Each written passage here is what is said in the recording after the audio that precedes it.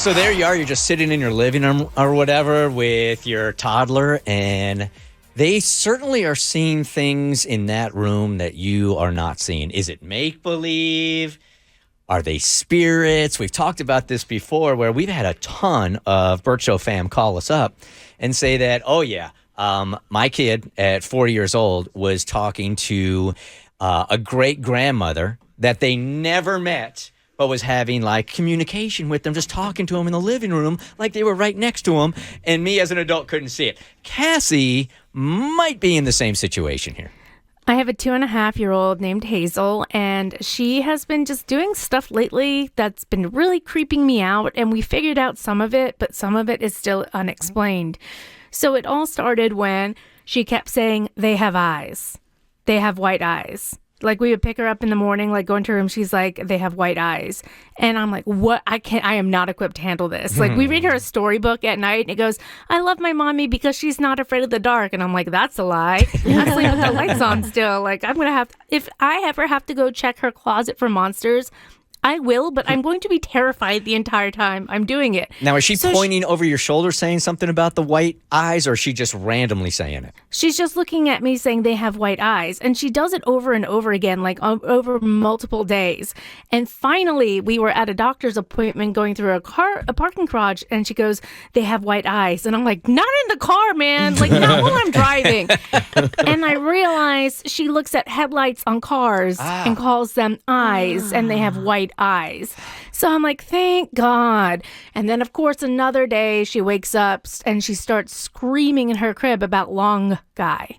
The long guy is here. Long? And she's long. Like he's long, like Slender Man. And I'm like, nope. Give me a grandma ghost. Give me a little kid. Like, not the long guy. Like, no, I can't handle it. You want a Bert-sized ghost, is what you're saying. Right. Yeah, we're not going to intimidate anybody. More than that is too much. In real life or death, we're not going to intimidate anybody. So now, in your mind now, before you tell us actually what she was saying or seeing, are you thinking, look, she thought headlights were eyes, so this is probably just another one of those things? No, because I spook easily. Like, I already got her a dream catcher made by an actual tribe for her room because she was having bad nightmares, and they stopped when I got it. So I totally believe in all of that. I believe there's stuff we don't know, and I don't know what that looks like or how, that works, but I believe there's stuff we don't know. So she's talking about the long guy, and I'm like, Chad, this is your department. You got to go figure it out. We figure out she's saying lawn, L-A-W-N, the lawn guy. She's afraid of the leaf blower. Okay, thank God. So at this point, now I'm like, this is cool. Like, we're establishing a pattern. She's scared of stuff, and it has a rational, reasonable explanation. And then I'm changing her diaper. And she's staring at the ceiling and pointing and saying, what's that? Over and over again. And I'm like, what do you mean? That's the ceiling. She knows what a ceiling is. No, what's that? I'm like, oh, the smoke alarm, the smoke detector? No, what's that right above me, Mama? What's that?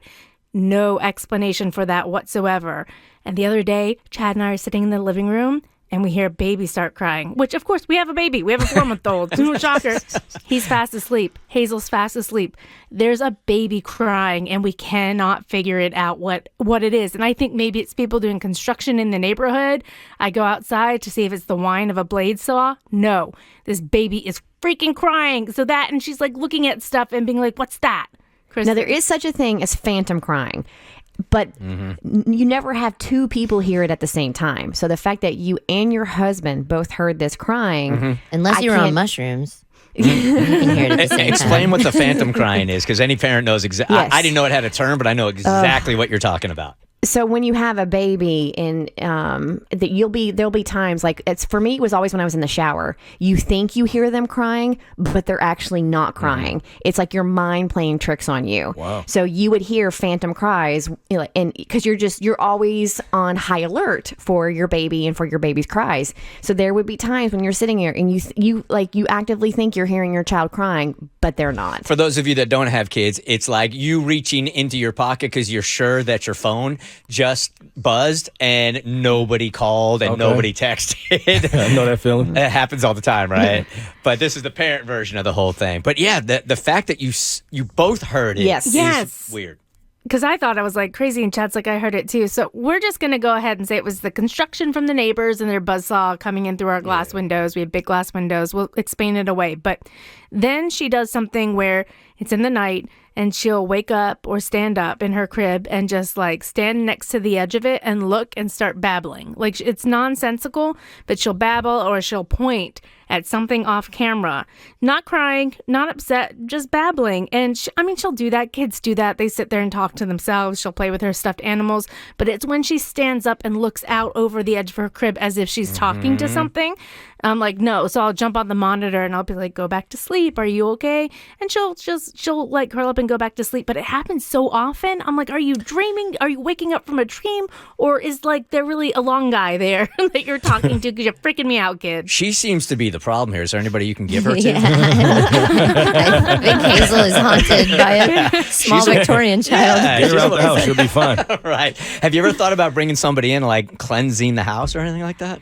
I've thought about doing that, actually. Been doing some research on saging and stuff and getting rid of evil spirits and bad juju, basically, just so we can have a clean slate. And I always feel weird when I've done this, and I feel like most people might have done this in their life, or I'm saying that to make myself feel better. Like, I'll just feel weird energy, and I'll be like, okay, she's not going to sleep. Everybody needs to leave this room right now. Get out. You're not welcome here. She needs to go to bed. And then she like lies down and goes to bed and goes to sleep as if she's not distracted any longer. And I'm like, I know you're not supposed to address them, but I feel like, but nothing bad has happened. So knock on wood. She's just creeping me out. Yo, kids are creepy. They are. I thought our ghost hunters told us that you are supposed to like talk to them and just go, hey, you know what? You seem pretty cool and all. You know, everything seems fine. I just don't want you in the house. And they're supposed to take off.